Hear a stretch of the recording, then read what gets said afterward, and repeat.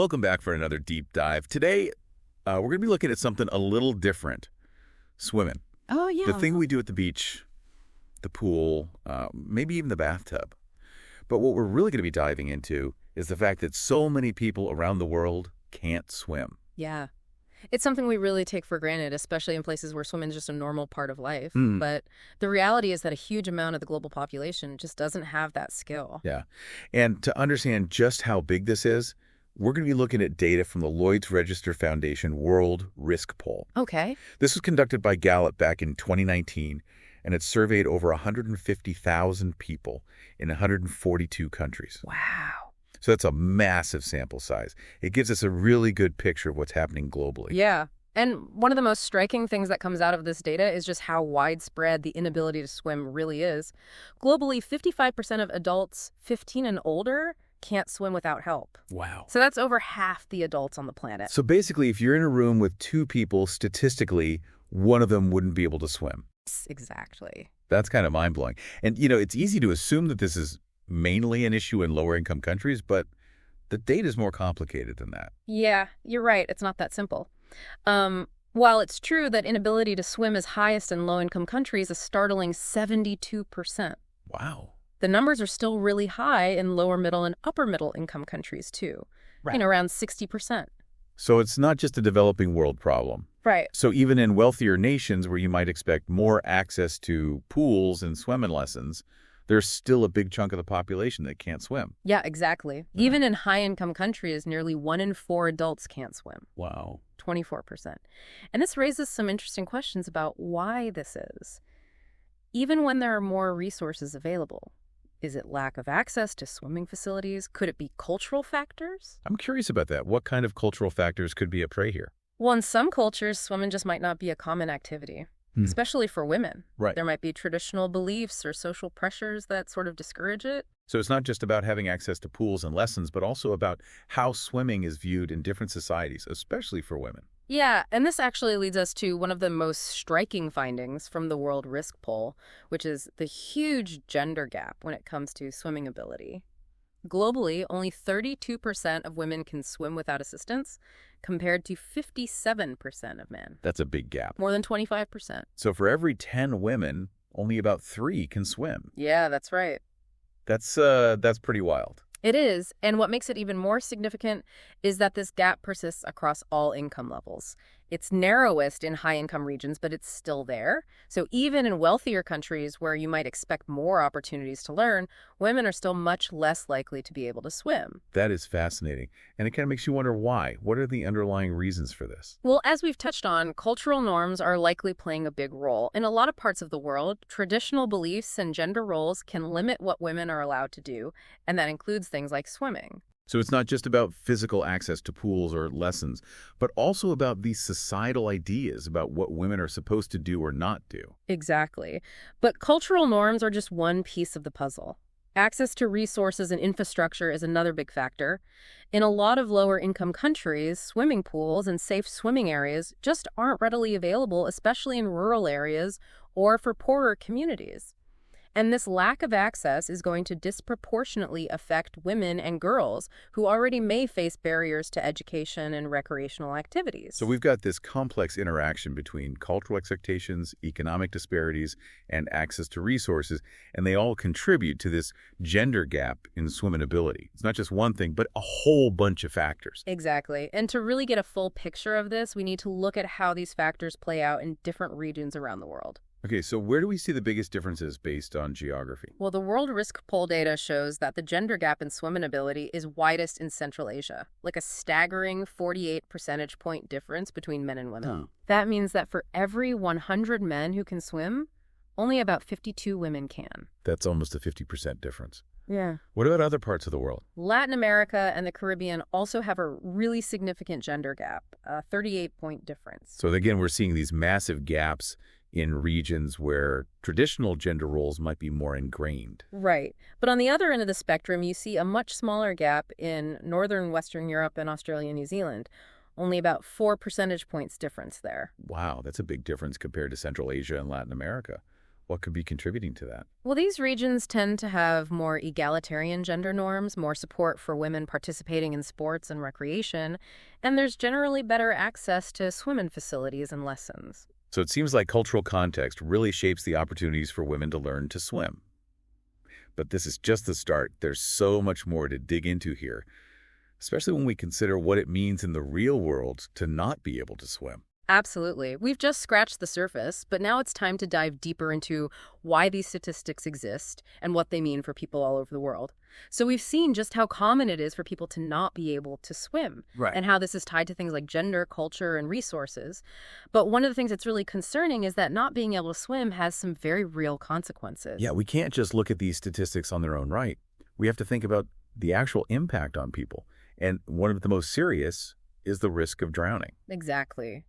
The World Health Organization lists drowning as the third leading cause of unintentional injury death worldwide. Wow. That puts it higher than deaths from falls or even road traffic injuries. That's a crazy stat. Really drives home how serious this is. It does. And while WHO data shows that men are more likely to drown overall, it's not a simple thing to connect to swimming ability. Right, because as we've seen, women are statistically less likely to be able to swim. Exactly. So how do we explain that? If men are better swimmers, why are they more likely to drown? Well, the WHO suggests a few reasons. One is that men are often just more exposed to water Okay. for work or for leisure, like fishing, boating, things like that. Right, so more time around water obviously means a higher risk, even if you're a strong swimmer. Yeah, exactly. And then there's the fact that men might be more likely to take risks around water. Swimming alone, diving into water they don't know, overestimating their abilities. Okay, so it's not just about being able to swim, but also about being aware of the dangers and making smart choices. Absolutely. And then there's the alcohol factor. Right. Alcohol obviously impairs your judgment, your coordination, and that makes it a major contributor to drownings, especially when people are out having fun. And statistically, men tend to drink more than women. So it's this mix of behavior, cultural norms, maybe even some biological differences, all playing a role in why men have higher drowning rates. Complicated. It really is. But the key takeaway is that no matter who you are, being able to swim is a basic life skill that can dramatically lower your risk of drowning. It's true.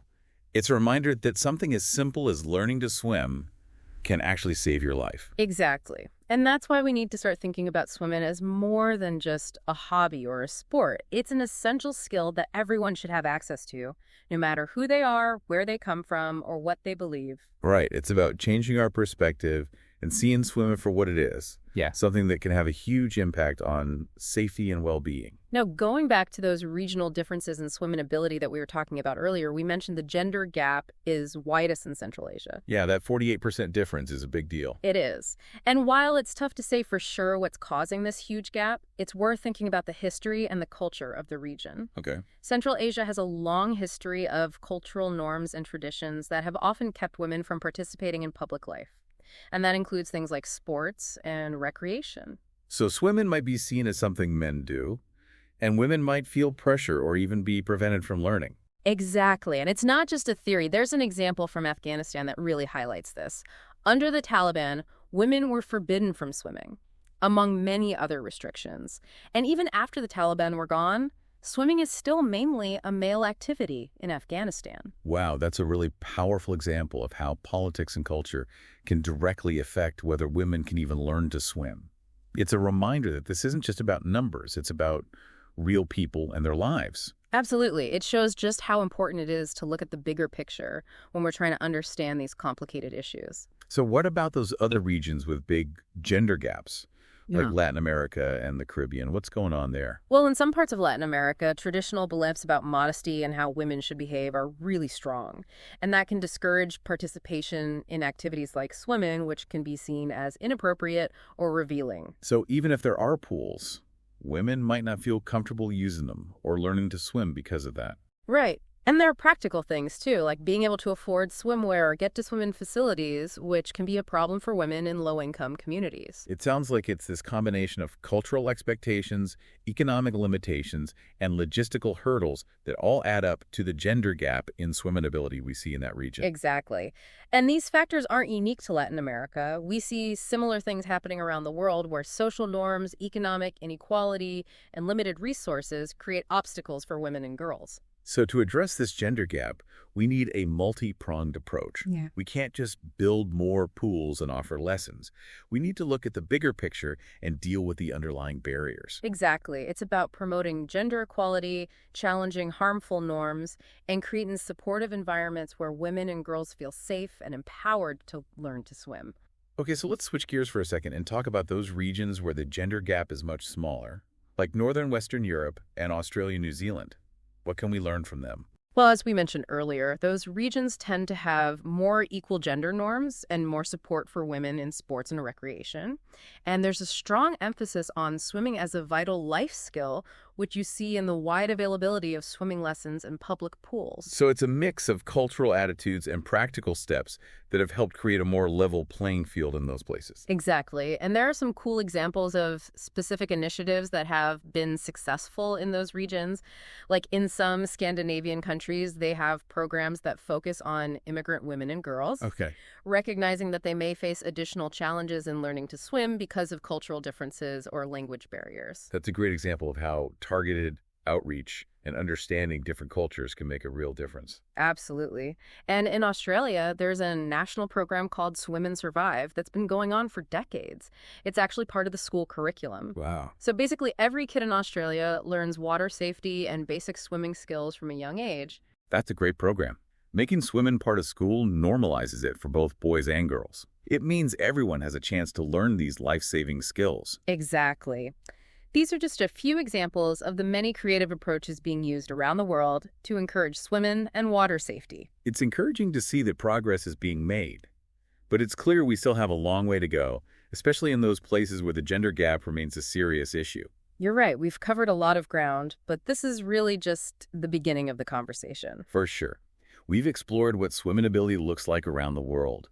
We've seen the alarming gender gap, and we've dug into how cultural norms, resources, and safety concerns all play a part. And while the statistics are definitely worrying, I'm hopeful that things can change for the better. By raising awareness, promoting swimming education, and tackling those barriers that prevent people from learning to swim, we can create a world where everyone can enjoy the water safely.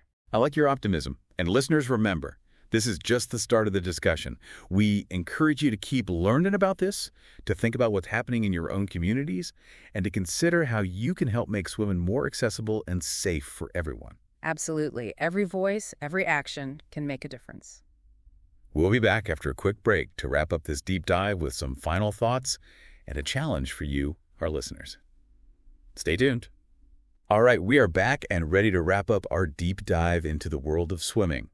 Or I guess the worlds of not swimming, Yeah. which, as we've discovered, is a pretty big world. It has been a fascinating conversation. We've gone beyond just the numbers and looked at all the complicated social, cultural, even political things that influence who learns to swim and who doesn't. Yeah.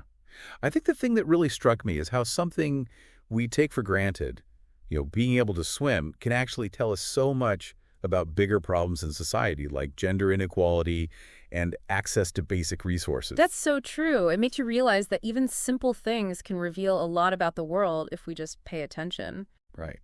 And speaking of revelations, I have to say I was surprised to learn that men are more likely to drown than women, even though statistically they're better swimmers. It does seem kind of backwards. Yeah. But as we talked about, there's more to it than just swimming ability. Men's greater exposure to water, the fact that they might take more risks, and the role of alcohol. All of these things contribute to those higher drowning rates. It's definitely not a straightforward issue, but it seems like the main takeaway is that knowing how to swim is a vital life skill, no matter who you are. Absolutely, and that's why pushing for swimming education, especially for women and girls who often have a harder time learning, could really save lives. It's easy to look at these global stats and feel overwhelmed. Like, what can one person really do to change things? Yeah. But I think it starts with awareness, and then every action, even if it seems small, can help. I agree. Maybe you volunteer with a local swim program, you advocate for more funding for public pools in areas that need them, or even just start talking to your friends and family about water safety. It all adds up. So to wrap things up, listeners, we want to leave you with a challenge. What can you do in your own community to promote swimming as an essential life skill, especially for those who might not have the opportunity to learn? Remember, even small actions can ripple out and make a difference. Working together, we can build a world where everyone can enjoy the water safely and experience that joy and freedom that comes with swimming. That's the goal. Thanks for joining us on this deep dive. We'll see you next time.